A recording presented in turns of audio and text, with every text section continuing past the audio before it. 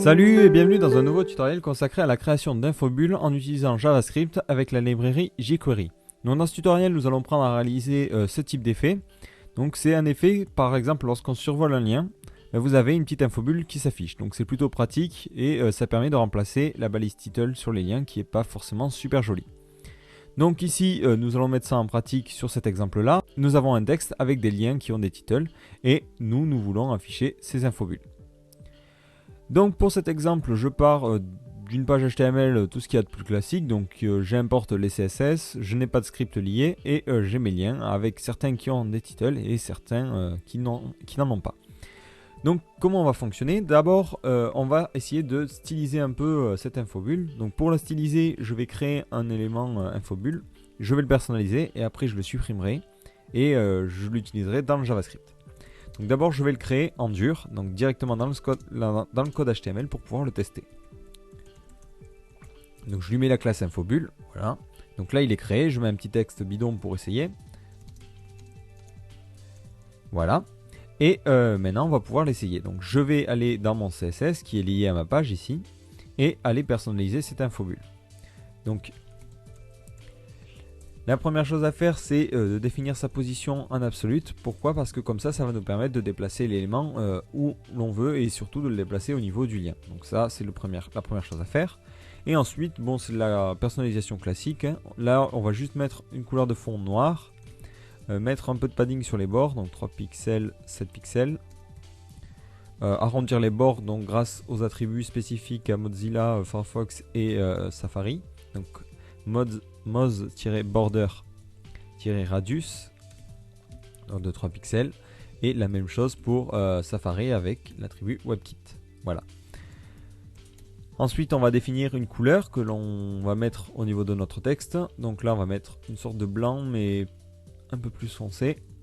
Donc hop, comme ceci. Voilà. Donc là normalement c'est tout ce dont on a besoin. J'aligne en plus le texte en centré histoire d'être sûr qu'il soit bien centré. Voilà. Voilà, donc là normalement c'est tout ce que j'ai à faire. Je vais vérifier que ça fonctionne bien. Donc là j'ai mon infobulle de base. Donc là ce que je vais faire, je vais la supprimer du code HTML et passer directement au développement JavaScript. Donc là au niveau de l'HTML on n'a absolument plus rien à toucher.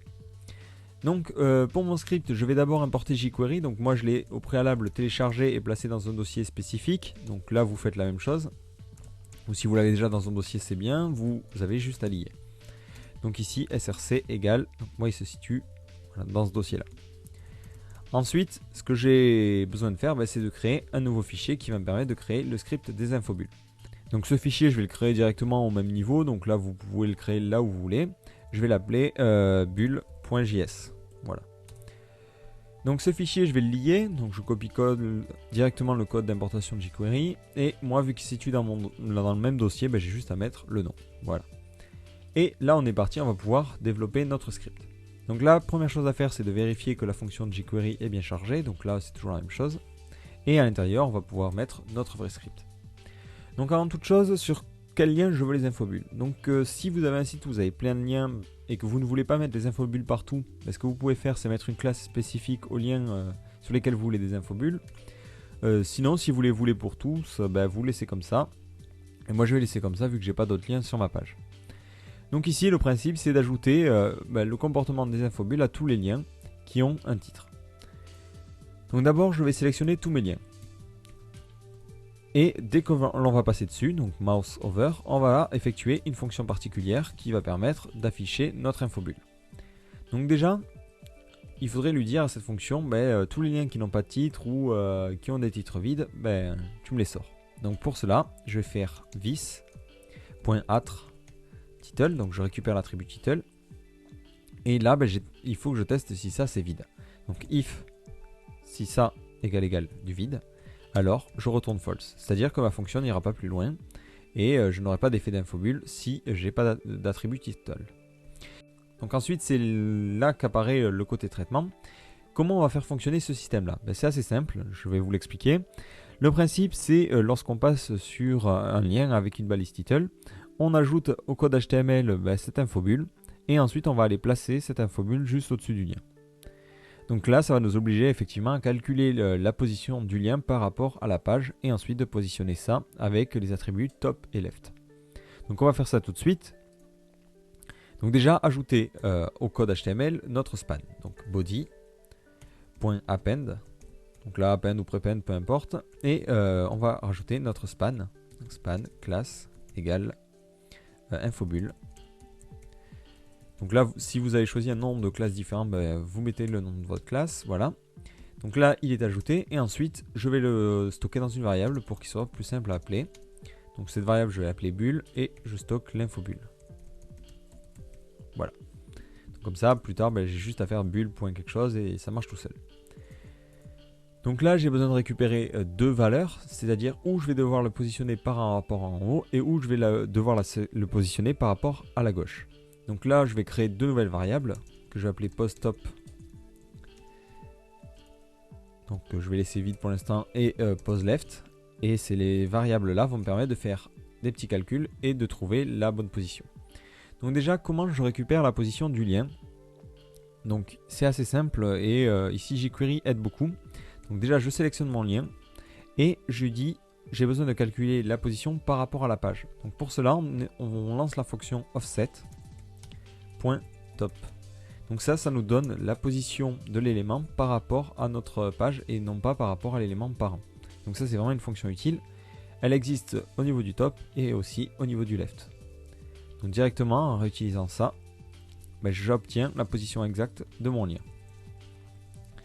Donc ensuite, qu'est-ce que je vais faire? Je vais dire à la bulle de se positionner par rapport à ces deux variables-là. Donc bulle.css. Et ici, je vais définir d'abord la position par rapport à la gauche. Donc ça va être poseLeft. Et ensuite, la position par rapport en haut qui va être poseTop. Voilà. Donc pour l'instant, je vais laisser ça. On va tester ça tout de suite. J'actualise. Donc là, je vois que j'ai une erreur. Donc là, j'ai mis un V au lieu d'un S, c'est pas grave. Donc j'actualise et je vois bien que le lien se positionne bien. Par contre, évidemment, j'ai pas mis le titre dedans. Donc ici, bulle.append et je récupère le titre de mon lien donc, grâce à cette partie-là qu'on avait déjà écrit en haut. Voilà. Donc maintenant, si j'actualise, donc l'infobulle se place bien. Par contre, elle se place évidemment à la place du lien. Donc là, ça ne me convient pas. Donc là, je vais lui dire de remonter. Alors, de combien elle doit remonter? Elle doit remonter de la taille du lien. Donc ici, je récupère le lien, vis, et je récupère sa hauteur, 8. Donc là, normalement, je réactualise. Ça monte bien juste au-dessus du lien. Ensuite, la position par rapport à la gauche, il faut que je le décale. Alors c'est là que le calcul est un peu plus complexe. Je dois le décaler vers la gauche de la moitié de la taille de la bulle et aussi de la moitié de la taille de mon lien. Donc ici, moins. Donc la taille de mon lien, je le récupère en faisant vis.width et ça, je le divise par 2. Et je récupère aussi la taille de la bulle, bulle.width et aussi je le divise par 2. Voilà. Voilà. Donc ici, j'actualise. Hop. Donc là, je vois qu'il est trop décalé par rapport à la gauche. Ah, c'est ici, j'ai oublié des parenthèses. Donc forcément, il trouve des valeurs à 0. Donc j'actualise. Donc là, je vois que j'ai fait une erreur de calcul. Je dois ensuite rajouter. Donc il se positionne bien au milieu, mais par rapport au début du lien. Donc là, ça ne va pas. Ici, c'est plus la mi-largeur du lien. Donc là, bon, c'est pas forcément clair. Il faut y réfléchir. Et vous allez voir que c'est les bonnes valeurs. Donc là, mon infobulle se positionne convenablement. Le problème que j'ai, c'est que lorsque je repasse dessus, ça s'ajoute, ça s'ajoute, ça s'ajoute et ainsi de suite. Donc là, c'est pas forcément idéal. Donc je vais faire ma deuxième fonction, ici, qui dit que lorsque je sors ma souris de mon lien, donc mouse out, je vais prendre mon infobulle et la cacher. Donc ici, hop, cette infobulle. Donc je vais directement la supprimer du code HTML avec un remove. Donc j'actualise. Donc je vois bien que ça fonctionne. À chaque fois que je passe sur un lien et que je sors, ça supprime mon infobulle. Donc maintenant, là on a la partie générale qui fonctionne. On va faire en sorte que ça soit un peu plus animé et un peu plus sympa à regarder. Donc déjà, faire en sorte que la bulle arrive progressivement. Donc au niveau du CSS, on va récupérer ça. Hein, hop. D'abord, donc la position à gauche, on va la laisser fixe. La position en top, on va la remonter un peu, donc avec un -10 par exemple. Voilà, et ensuite on va animer ça, donc animate. Et là, bon, la position à gauche, on n'a pas besoin de l'animer vu qu'elle ne bouge pas. Et la position en top, elle vient juste à la bonne hauteur. On va faire en sorte que l'opacité varie aussi. Donc pour cela, je mets au début en CSS opacity à 0. Et ensuite, ici, avec l'animation opacity à 0,99. Alors pourquoi cette valeur et pas 1? Parce que ça permet d'éviter un petit bug sur le texte sur Firefox et d'autres navigateurs qui font que les textes ont des couleurs un peu bizarres. Donc là, on voit bien qu'on a notre animation donc de notre texte qui descend. Donc ce texte, on peut définir une vitesse plus lente. Donc ici, par exemple, si vous mettez 1000, bah, ça mettra 1 seconde à descendre. Donc là, bon, je trouvais que la vitesse était relativement bonne, donc je vais laisser par défaut, c'est-à-dire une demi-seconde. Donc maintenant, lorsque je quitte l'animation, ça me va pas très bien. Pourquoi? Parce que ça enlève le lien directement. Donc ce que je vais faire, je vais lui dire de descendre, de continuer à descendre et de se masquer. Donc, je vais reprendre ces valeurs-là. Voilà. Donc ici, position top, elle n'existe plus vu qu'elle était dans l'autre fonction, mais je peux la récupérer en faisant...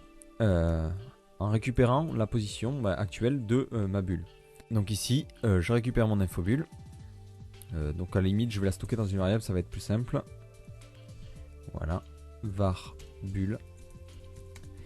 Donc je récupère sa position par rapport au top. Donc bulle.offset.top.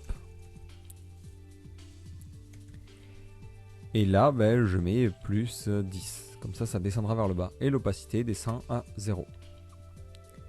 Et lorsque cette fonction est finie, il faut lui préciser de supprimer la bulle du code HTML, sinon sinon le code va devenir un peu brouillon.